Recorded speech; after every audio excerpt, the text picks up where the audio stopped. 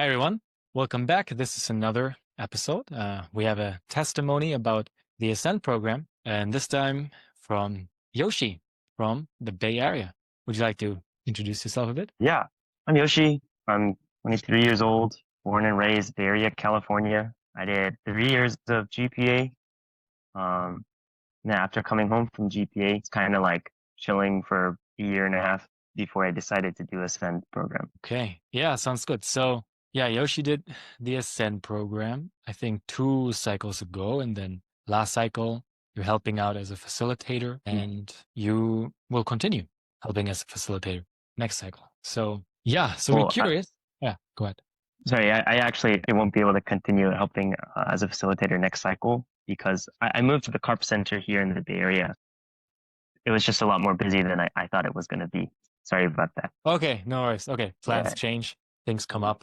Who knows? So you were helping out for the last cycle, and yeah, we're just curious about hearing your experience, right? And how that was. So to start off, I wanted to ask, how did you find your way into Ascend? What inspired you to join the program? The main thing was that just somebody that I really trust recommended me to do it. I had been hearing about it a lot, many times, workshops and stuff, and even growing up, like it was basically just starting when I was still in high school, but I never really made the effort to do it or to join it until I had my blessing interview. And then, yeah, when the topic of sexual integrity came up and we were sharing, or I had, basically shared everything that I had felt that I was doing. And then, yeah, my interviewer just kind of said, it doesn't really seem like you're really too invested in this aspect of your life, or that you're not very taking it very seriously. And that really struck me because I felt like I was doing something, like I'm putting in my effort, I'm praying every day and doing stuff like that. But then, yeah, I realized even it took like a day for me to just like think and then realize like, oh, I'm really not, really investing everything that I could, really not taking this as seriously as I could. Because, behind doing a send call is like, what, once a week, 1 hour, so, uh, it's not so much of a, commitment, but it's also like so important or so helpful in terms of so many other people's growth. And it's like, well, if I really wanted to grow, then I should do it. Yeah, that was like my mindset. I should. Wow, yeah. So you were told by a trusted figure, right? Like a trusted brother that they perceived that you weren't giving all that you had for your sexual Yeah. integrity. Cool. And wow. And then, yeah, how did that feel receiving that from somebody you trusted? It sounds like it really made you reflect and take it more serious as a result. Yeah, at first I was kind of frustrated. I felt like, oh, why aren't you seeing me? Like, oh, I'm doing all these things. And then I realized that was kind of like a self-centered mindset. And I was like thinking I had to like shift my viewpoint, right? That was everything that I learned to do on GPA was like to see from God's perspective. And I understood that he was saying these things because he wanted me to grow, to become a better person, but especially to be a good husband. And I thought about, from his perspective, like he's like basically standing in a position of like father figure towards the person who would eventually become my wife. And, if this person is saying no, or like, oh, I'm not ready, then how ready does God feel that I am, basically? How ready does God feel that I am to really love and take care of God's daughter? And yeah, that kind of mindset change really helped me to, yeah, not take it personally and just reflect about like, what am I doing? How can I do better? But yeah, as you said, because it came from someone who was like a trusted individual to me, like I don't think that I would have had that same kind of response if it was someone else. I don't Mm. think that I would have been able to take it more so seriously if it wasn't from him. Yeah. Yeah, that's the power of foundation, right? Foundation and relationships that we have. That's really inspiring that you had somebody in your life that was able to confront you in that way. And that Mm. confrontation had good results, great results. So how was it to start in Ascend, and what kind of challenges did you face? What were you learning when you participated in Ascend first? Yeah, I think my first Oh, my my first quarter was it wasn't necessarily difficult in terms of like the meetings or anything or even the readings that we were doing. Like I felt like it was good, like it was fun to do. And it was nice to have, other brothers to share with my experiences and all these kinds of other things. I was kind of frustrated because I felt like I wasn't really making any progress, even though I was like doing these things and thinking about Indoke. Yeah, and during my first quarter, anyway, my parents' relationship, some issues began to flare up more, and they started fighting more.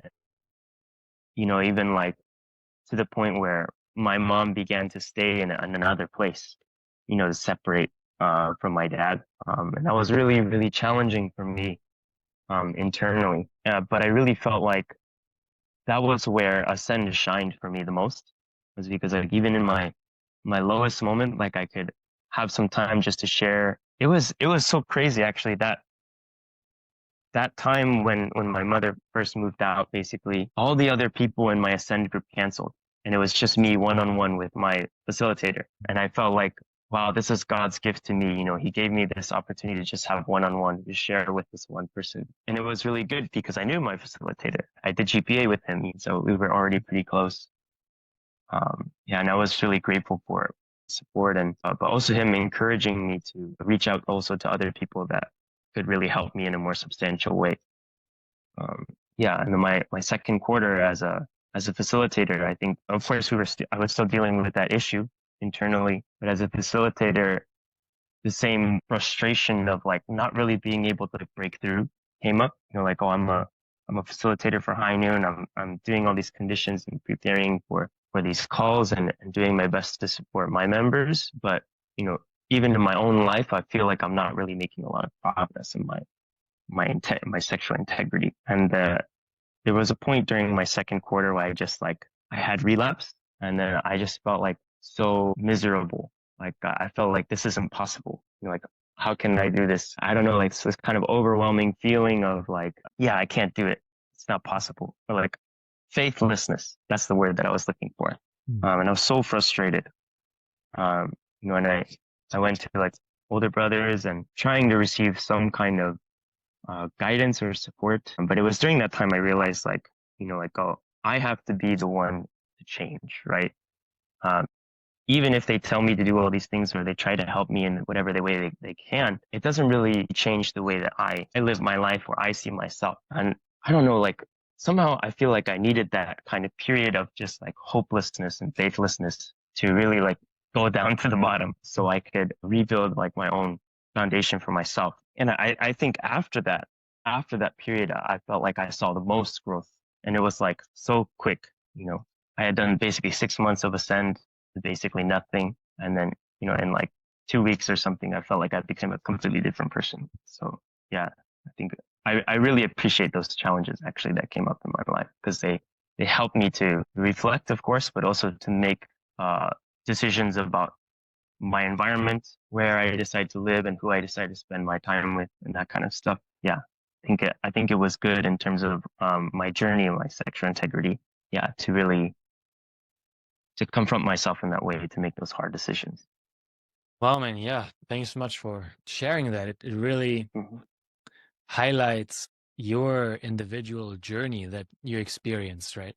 Through you were part of the Ascent program, and then kind of being part of that, you went through your own highs and lows, right? Starting with the confrontation by that trusted like father figure, like brother figure Hmm. in your life, and then going through suffering, right? Like dark times in your life, like with your parents and experiencing that sort of heartache. And then seeing you here kind of sharing about that with kind of, yeah, I mean, hard times, but gratitude towards how that took you through this journey, right? And what you were able to learn from the experiences that you've had. I guess in your first cycle of Ascend and later, right, as a facilitator too, because a lot of people think if I sign up to be a facilitator, that means that I need to be like flawless and I need to have it all figured out already. And I always try to tell people that that's not the case. I mean, growth continues, right? It's a lifelong journey. And it sounds like you realized that while being a facilitator, going through a difficult time and realizing that, yeah, my growth continues. Yeah, would you like to kind of go a bit deeper with that? Like what helped you realize that it's not about the things around you and the circumstances, and of course there's the program and what other people tell you, but you realize it's about your growth and for your benefit. How did you come to that realization? How have you followed up on that since then? Hmm. Yeah, I feel like so as somebody who did GPA, one of the things that we often focus on or focus on trying to do is putting ourselves outside of our comfort zone. And if somebody ever tells us to do something that we know, oh, I don't know if I don't want to do that, or I think that that would be difficult, so I don't want to, that kind of feeling, if I ever feel that feeling, then I know that that's what I should do. And so it's like kind of like that way from the beginning when I joined Ascend, but then also I remember at the end of my first quarter, I think you asked me, right, if I wanted to be a facilitator. And then my first thought was, oh no, I don't really want to do that. Kind of like what you were sharing, like, oh, I have to be better. I have to have made more progress. You know, I have to be somebody that people can look up to. And then I realized, oh, this might actually be a good opportunity for me to grow and to be in a position of responsibility would mean that I would have to make more effort to just live up to this standard that I'm talking about, live up to the standard of true parents. Yeah. And then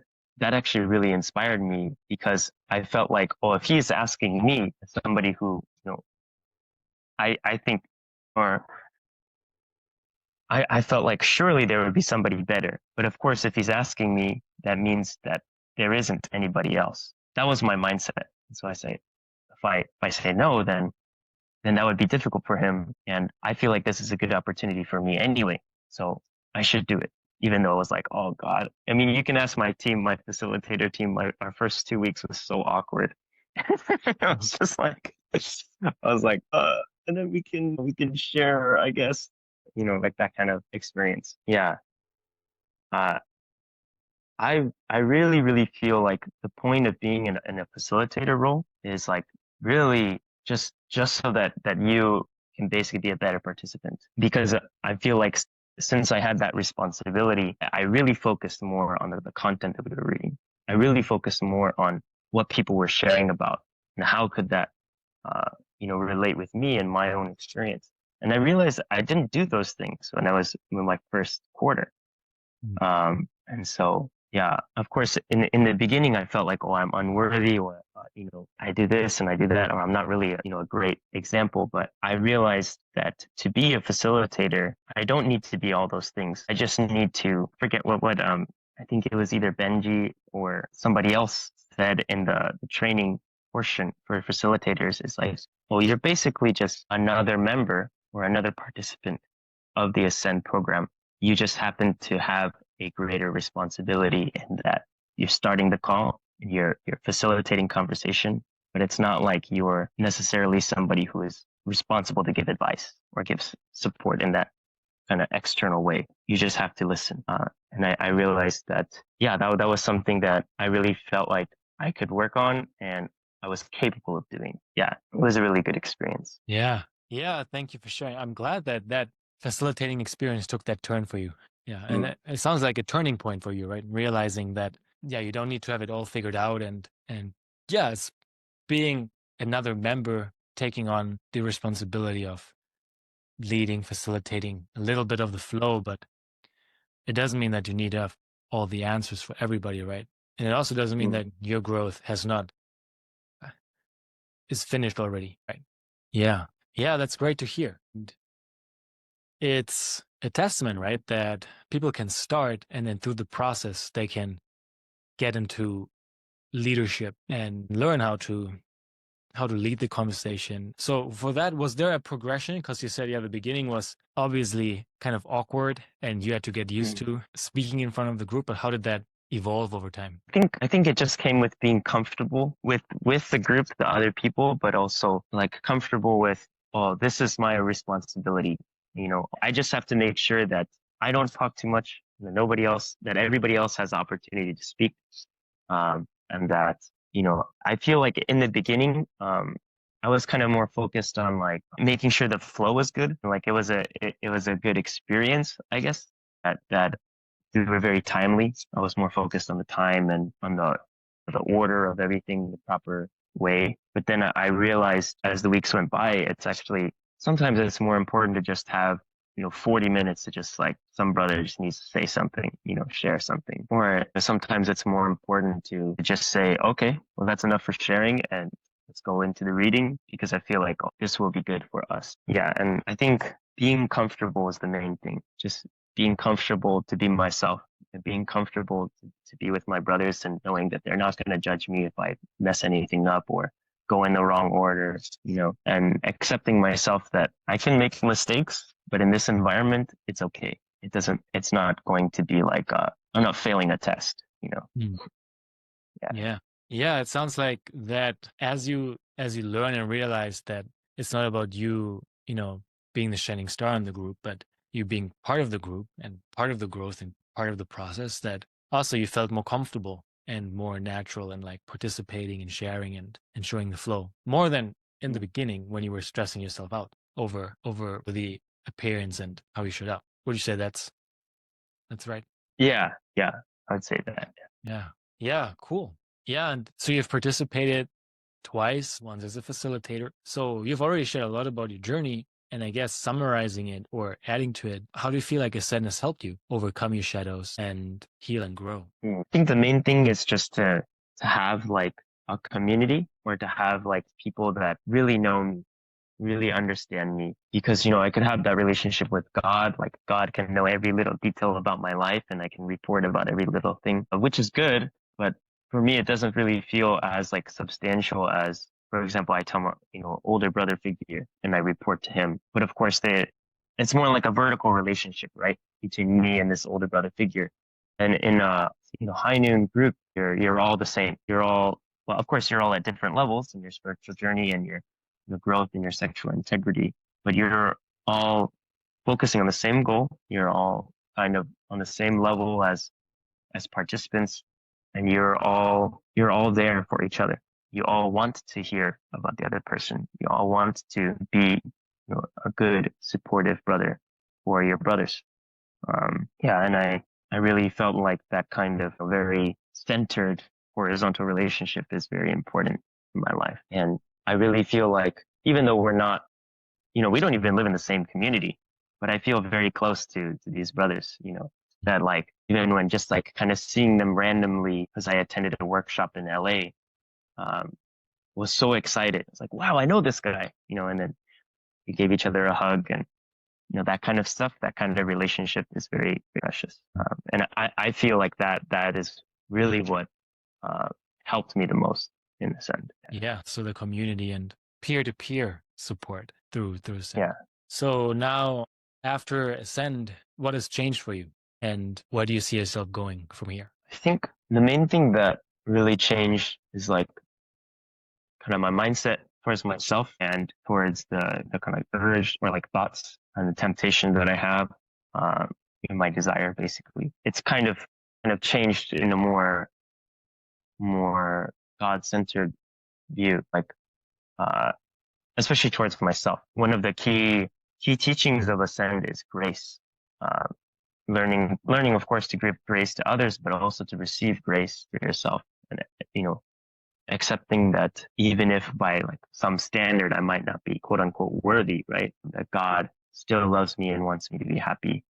Um, and that I should also treat myself in that way. That even if I make mistakes, I know that I can do better, but there's no reason for me to put myself down about it. And it's actually very, doesn't really help me at all. Yeah. And even towards like, my desires themselves, recognizing that, oh, this comes from God. It's just that the way that I act upon that desire, or the way that it manifests in my life, is probably just is unhealthy, really. And so, kind of like any unhealthy habit, I need to first of all remove it, but also replace it with better, healthier habits, healthier ways to talk to myself, or healthier ways to see other people. Yeah. Um, Mhm. yeah, what I would say. Yeah, yeah. Yeah, that's really cool. So yeah, your perspectives of yourself, how you perceive yourself and how you interact with others has changed a lot. And that, I mean, naturally just changes how you show up in relationships, how you show up in your life, and how it impacts that. Cool. Yes, thank you for sharing your story and everything you shared today, Yoshi. And to wrap up, is there anything you would like to share? Anything else to anyone deciding whether or not to join Ascend? I think the main thing is like about Ascend is your commitment, I guess. Like, I know that maybe many people do Ascend and they don't really feel like any kind of change or progress. Like I said, for the first substantial amount of time, my first whole quarter, basically, I didn't really feel any progress. But I recommend to do Ascend if you really feel committed to this change that you want to make in yourself, whatever it is, changing any habit from an unhealthy, self-destructive habit to a healthier, more creative habit. Yeah, it takes commitment. Yeah. All right. Yeah. Thank you for sharing. And everyone who's out there, join if you feel committed towards your sexual integrity and working on yourself. This was Yoshi about the Ascent program. Thanks everybody for listening, and we'll see you for the next testimony. Bye. Hey, so you're a man or woman of faith. You want to have a radiant blessing and family, but you're weighed down by the reality of unwanted sexual behavior, porn, masturbation. You know the drill. If you want to get rid of this stuff and take this seriously, check out the High Noon program called Ascend. It is available for you guys. It's totally for free at highnoon.org, and we want to help guide you through this process of eliminating these shadows from your life, like so many hundreds of others have in the Ascend program. So check it out, highnoon.org. See ya.